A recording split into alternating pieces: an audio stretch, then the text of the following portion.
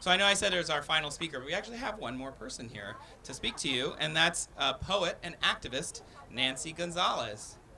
Nancy joined us last year as our first Chicana poet, and since then she's been recognized as the inaugural poet laureate of Lodi, California. Her work has appeared in several journals, including the Poetry of Resistance Voices for Social Justice. She is a member of the Sacramento Poetry Alliance and has taught at public school for 22 years. So let's welcome Nancy Gonzalez.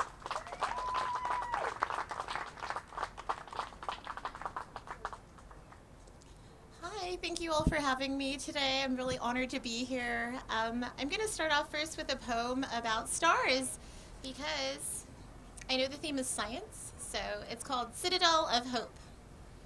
In the cosmos, your billowing clouds spread, then collapse. Pressured photons dance in a fury.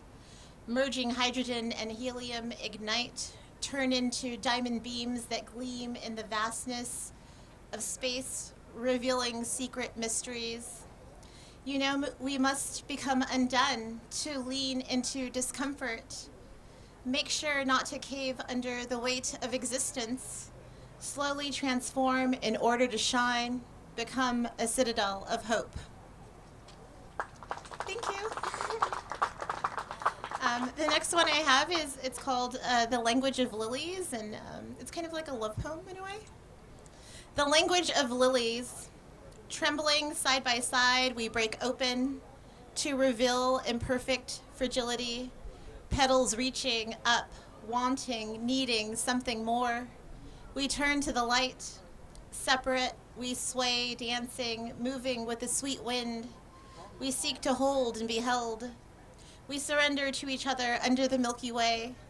We learn the language of lilies. Wild yet delicate, we learn to understand the moments within silence. Tender whispers fill the expanse, the past and future intertwine. Time has a way of undoing us. We become a hymn of wonder, understand we've been granted just a glimpse of this earth. Thank you. Next one is about, I write a lot about women and my culture. I'm Chicana, so I write about immigration and women, and this one is about crossing the border, so it's called Crossing. The desert curls and transforms, the black eyes of the owls screech, dust flecks leave marks. Our tongues cannot name foreboding. Mother holds the broken compass that points north. Her watch ticks away, a snake rattles, fleas on coyotes dance, bones disintegrate, fill the gaps. We spell libertad in the dirt with our fingertips. Watch as bush burns, see a dirty, torn dress, find a roadrunner's feather. Twigs shiver and crack under steel-toe boots. Flashlights claw the black spines, draw blood. She sang a song to her girl in Spanish. Now there is only silence, a dull throbbing, weight that coils and strikes. The bar door thuds shut. She never thought she would be separated from her child. She lies on the cement floor, stones heavy upon her chest. She shivers as goosebumps rise on skin. The taste of metal lingers. The air stings her lungs as she drifts into a nightmare. In the cell, translucent moonlight flames, the fissures, the fracture between mother and daughter. Her daughter is tiny, tucked into a rough blanket, told not to weep by the guards. The girl is thirsty, swallows thick dust. She's hungry but cannot eat. She keeps her eyes down, tries not to be noticed. She cannot stop crying. Above, starlight leave an offering. A caw crows. The ancestors whisper. They know in crossing there is loss.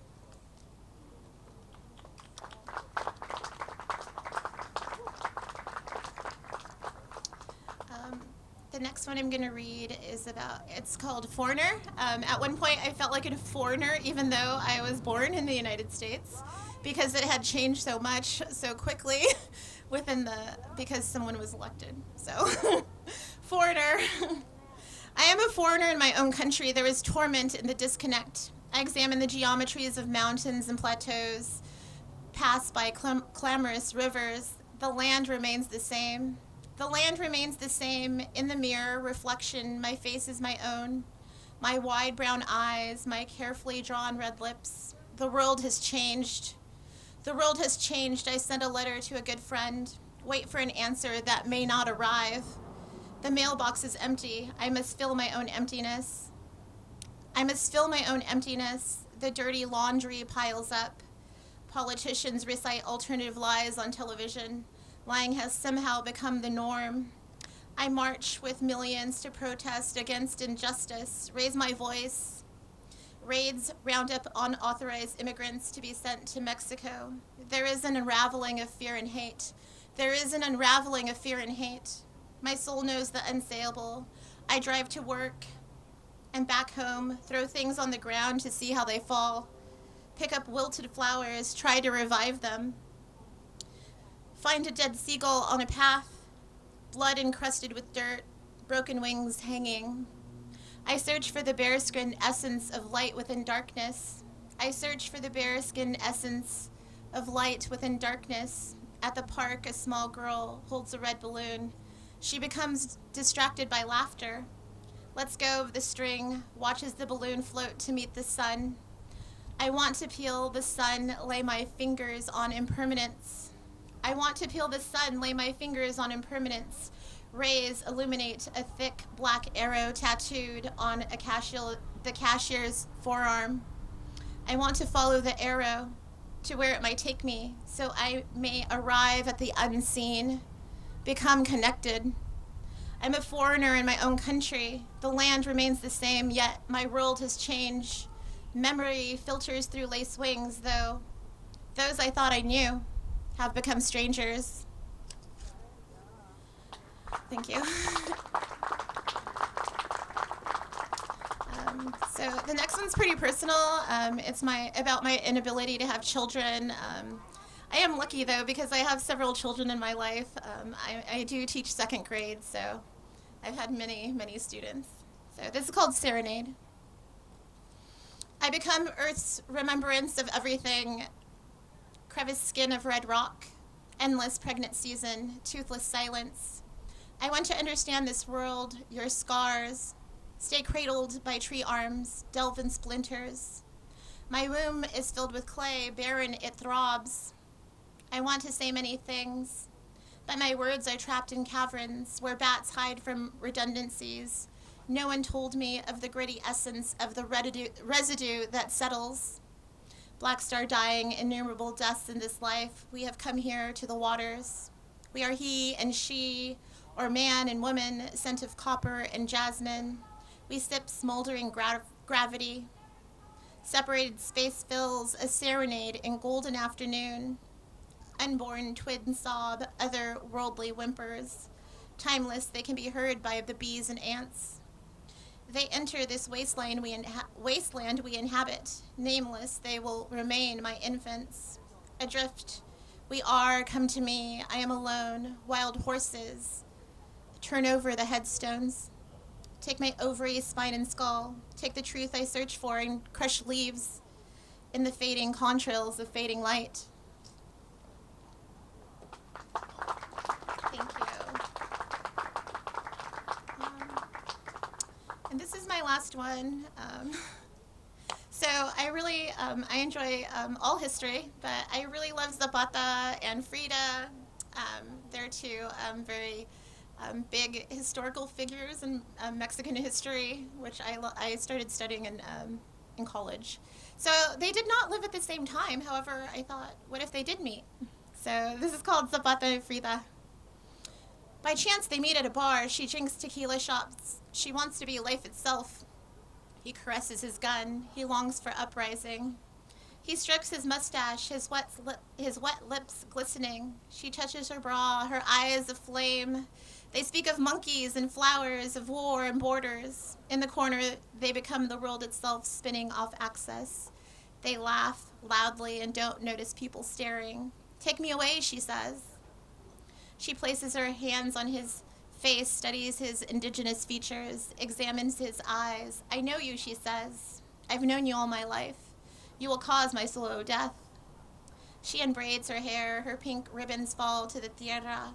He takes off her embroidered dress. He places his hands upon her small breath. They devour each other's skin, thrusting in precise piercing, moaning until night turns into brightness. There are no promises made upon the wet grass. After she places her head upon his chest and hears the drum of his heart, you will remember me, she says. They ride horses through Morelios near sugarcane fields. It's better to die on your feet than live on your knees, he says. Death knocks on my door, she says. I have no mercy, he says. Please have mercy on me, she says. The next time they make love, she unhinges him, touches the wilderness with abandon. Hunger drives them deeper into the topography of vermilion desire. An eagle sits on a cactus and watches them dance to corridos. She pushes him close with her rebozo.